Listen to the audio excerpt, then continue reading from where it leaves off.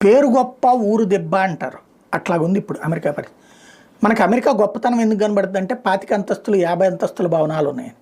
మన దగ్గర కూడా ఇప్పుడు హైదరాబాద్లో హైటెక్ సిటీ దగ్గరికి వెళ్ళి అట్లా కనబడుతుంది. బెంగళూరులో కూడా అవుట్స్కట్స్లో అట్లా కనబడుతుంది. తమిళనాడులో చెన్నై దగ్గర కూడా అట్లా కనబడతాయి. లేదా మన గురుగావులో కానీ అట్లా కనబడుతుంది.